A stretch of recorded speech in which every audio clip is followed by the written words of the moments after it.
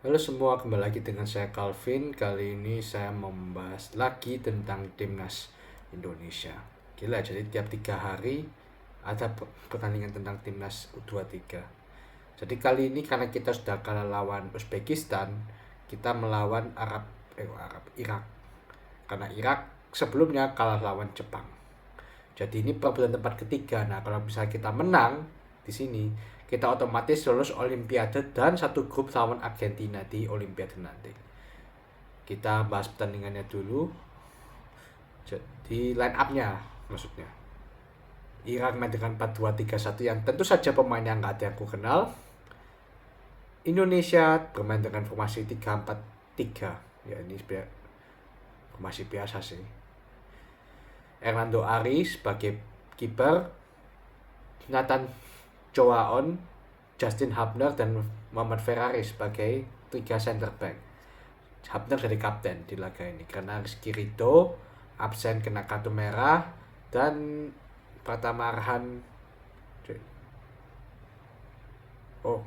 Pratama Arhan ada ternyata. Ya, aku bingung kenapa kaptennya Hubner bukan Arhan. Mungkin Arhan trauma ya sebelumnya dia gol bunuh diri pas lawan siapa itu Uzbekistan. Kemudian ada Pratama Arhan di sisi kiri, Ivan Yenner, Marcelino Ferdinand, dan Rio Fahmi di sisi kanan. Witan Sulaiman, Kelly Stroyer akhirnya dimain sebagai pemain inti, dan Rafa Strike akhirnya kembali setelah akumulasi kartu. Jadi kita bahas pertandingannya. Di awal-awal Indonesia pegang bola. Jadi Indonesia menguasai pertandingan, dapat banyak peluang, tapi sayangnya finishingnya hancur. Sampai menit ke 19, Ivan Yenner berhasil cetak gol. Cetak golnya itu bagus, jadi lewat berapa umpan-umpan pendek, satu pemain umpan ke belakang, aku lupa siapa. Bentar ya. Yang assist itu nggak ada di sini. Oke. Jadi ya pokoknya satu pemain yang umpan ke belakang, Ivan Yenner tendang dari luar kotak penalti dan gol. Ya itu tembakannya harusnya bisa dicampurkan kiper, jadi kipernya Irak juga blunder kalau menurut saya. Ivan Yenner ya, tapi itu gol yang bagus dari Indonesia dan kita sempat corak. Tapi kita corak dulu karena waktu itu saya tunggu VAR apakah ada offside atau enggak, ternyata golnya sah, jadi kita selebrasi maksud saya. 1-0. Tapi sayangnya ini nggak bertahan lama. Kenapa? Karena ternyata pertahanan kita juga hancur. Jadi di menit 27 itu Irak berhasil menambahkan kedudukan lewat Zaid Hassan di menit 27 itu dari corner, dan aku bingungnya itu tidak ada yang jaga. Jadi dia posisinya itu betul-betul dekat gawang, literally di depan garis gawang. Ada 2 orang yang jaga tapi bisa lolos. Ya walaupun juga salahnya Hernando Arya karena gagal nangkap bola dengan baik juga dan bolanya mantul ke lawan, tapi ya aku bingung kenapa backnya itu nggak ada yang bisa jaga, atau mungkin karena operannya bagus jadi ya nggak ngerti lah. 1-1 di babak pertama. Ya habis itu setelah gol ini Indonesia mulai kena mental, jadi Irak yang mulai menguasai pertandingan, berapa kali nyerang tapi syukurnya finishing mereka banyak meleset gitu. Babak kedua sama ceritanya, Irak menyerang terus tapi bukan Indonesia dapat peluang ya, Indonesia dapat peluang, cuma ya ini juga kebiasaan pemain Liga Ang ini ya, maksudnya bukan pemain diaspora itu show off.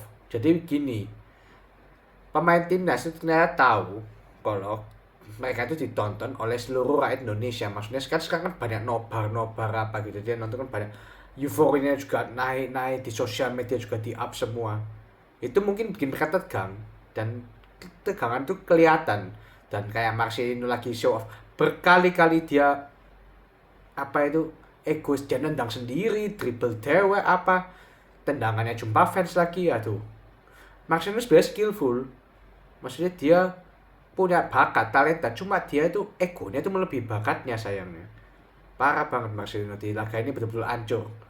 Marcelino, kemudian siapa itu lagi, Witan yang nggak bagus.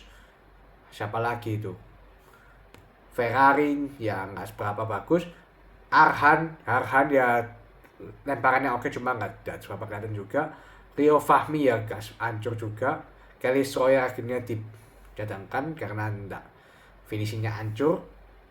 Jadi ya praktis yang main cukup bagus ya cuma pemain diaspora, salah satunya Ivan Jenner. Nah, Nathan Choaon ini ada satu momen di mana pemain Irak tuh hampir cetak gol, serius. Jadi ini kenapa? Karena salahnya betul-betul si lawak si Hernando Ari ini, kipernya ini, dia tiba-tiba keluar ke kotak penalti. Aku bingung ini maksudnya apa? Apalagi waktu itu ada pemain Irak di sana yang lagi pegang bola, dia dilewati dan itu hampir gol. Coba kalau itu gol, dia dibully habis-habisan dengan Hernando Ari. Tapi syukur ada Nathan Choaon yang berhasil menyapu bola. Jadi peran Nathan Choaon ini walaupun dia cetak gol, tapi luar biasa perannya. Dia all around player misalnya, bisa bermain sebagai back, gelandang juga bisa. Jadi ini pemain diaspora ini penting banget. Syukurnya kita bisa melobi Heerenveen untuk memperpanjang masa baktinya bagi timnas. Jadi Heerenveen akhirnya persilakan Nathan Choaon untuk main bagi timnas Indonesia sampai di level ini. Kan sebenarnya kan dia cuma dikasih izin 1 minggu, jadi sampai group stage. Kemudian ini sampai PSSI sampai kita lobby, akhirnya berhasil ya, puji Tuhan, dan itu berbuah. Tapi ya kalau menurut saya ya, yang menghambat ini ya pemain Ligue 1 ini ya, ini kelihatan banget perbedaan kualitas antara pemain diaspora sama pemain ini. Perbedaannya apa juga? Pemain diaspora itu banyak yang nggak mau menonjol, jadi mereka tetap rendah hati, main seperti biasa, main tenang nggak mau show off. Kalau pemain kita nggak kebiasaan memang ya memang budaya Indonesia, nggak ngerti lah. Sampai extra time, tapi bagusnya yang aku apresiasi, kita bisa menahan Irak sampai extra time. Waktu normal itu sama, itu pencapaian bagus. Oke, jadi di extra time kita kehabisan stamina, betul-betul kehabisan stamina. Dan ya Justin Hubner sang kapten melakukan kesalahan. Ya dia jarang melakukan kesalahan ya, tapi sekali melakukan kesalahan fatal sih. Jadi dia gagal antisipasi dari umpan lambung. Dia mau nahan tapi gagal. Jadi boleh diambil sama pemain Irak namanya si Ali Jassim ini, dan dia posisinya bebas dan dia cetak gol. Dan ya parahnya Hernando Ari digolongin sama pemain Irak. Jadi kalau menurutku ini salah 2 pemain lagi, Justin Hubner sama Hernando Ari. Makanya aku bilang Justin Hubner gak seberapa bagus bandingan ini. Tapi biasanya dia bagus. Biasanya dia yang bikin lini belakang solid. Tapi kali ini lini belakang aja nggak tahu. Mungkin juga masalah mental. Padahal dia kan sudah biasa main di kasat tinggi di Wolves U21. Sekarang di CSKA Osaka. Ya nggak tahu lah. Mungkin masih perlu, kan masih 20 tahun juga. Masih perlu pembinaan lah. 21. Tapi sebenarnya kita masih bisa melawan loh. Berkali-kali kita kasih ancaman. Kalau nggak salah sampai tuh Sananta ya kalau nggak salah. Sananta hampir juga cetak gol tapi heading tapi kena pemain Irak. Jadi kita kasih perlawanan dan cukup bagus. Jadi ya bisa dibilang ini kita kalah terhormat juga ya. Walaupun permainnya nggak sebagus pas lawan Australia, Jordan sama Korea Selatan, tapi ini layak diapresiasi permainan ini. Dan ya emang kita layak kalah sih kalau main kayak gini ya. So juga kita statistiknya ya. 22 shots banding 16, shots on target 7 banding 3 banding Irak. Tapi ini aku lihat internet ya. Timnas kita 52% possession dan Irak cuma 48. Dan umpannya 82% banding 81%. Jadi umpan kita itu lebih banyak bagusnya daripada Irak, sedikit lebih bagus. Cuma ya kita banyak main di tengah dan kebanyakan finishing tembak burung kayak Marcelino egois kayak Witan juga kalau nggak salah egois juga. Jadi bola ini pemain ini nggak jelas, ini memang pemain baru main di divisi 2 aja sombongnya minta ampun ya Marcelino ini. Ya semoga Marcelino sadar dan mengubah permainan. Sepak bola itu permainan tim, ini sampai Pak Erick Thohir juga bilang sepak bola itu bukan permainan 2 orang, tapi permainan 11 orang. Jadi ini betul-betul disindir Marcelino.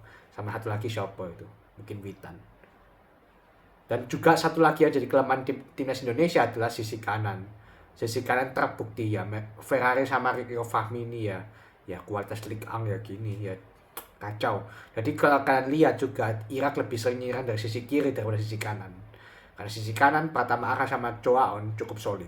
Tapi sisi kiri maksudnya dari sisi kiri kita, sisi kiri Irak jarang, walaupun gol keduanya lewat sisi kiri ya, tapi sisi kanan lebih sering diserang ya. Itu dari sebelumnya lawan Uzbek kan, sama kalau nggak salah Korea Selatan apa juga kelemahan sisi kanan. Di sisi kanan ini kalau perlu mungkin tambah pemain diaspora lagi.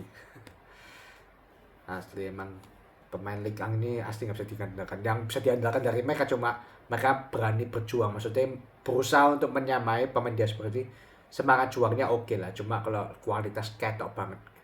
Rafa Strike juga jujur aja di laga ini nggak seberapa kelihatan ya, karena dia mungkin jarang dapat supply bola, sama gelandangnya egois, Marcelino Witan egois ya, itu yang bikin nggak seberapa kelihatan ya. Dengan kayak gini, dengan hasil ini kita peringkat 4, kita nggak otomatis lolos Olimpiade. Jadi yang lolos Olimpiade itu Jepang, Uzbekistan, sama Irak. Nanti Jepang lawan Uzbekistan final untuk menentukan siapa yang dapat gelar juara Piala Asia U23 maksudnya.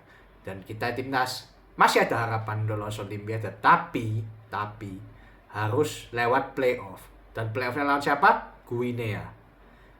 Dan Guinea ini betul-betul nggak bisa diremehkan, ini tim dari Afrika. Aku barusan lihat ada satu di netizen di media sosial, dia kasih data pemain Guinea ternyata kuat-kuat dan banyak yang main di Liga Eropa. Kalau nggak salah ada 15 pemain yang main di Eropa, maksudnya di Liga kasar tertinggi Eropa lah.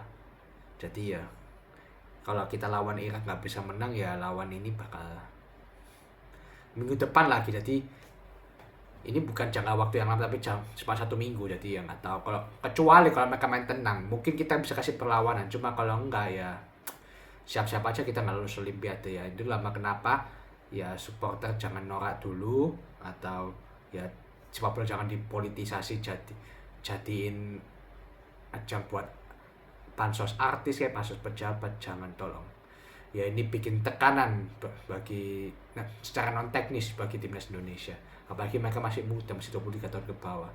Kita ekspektasinya terlalu tinggi juga, tapi saya tetap hargai pencapaian timnas Indonesia ini. Masuk semifinal sebagai debutan, ingat, sebagai debutan itu adalah pencapaian yang sangat luar biasa. Oke. Dan ini Piala Asia, bukan Piala AFF. Oke.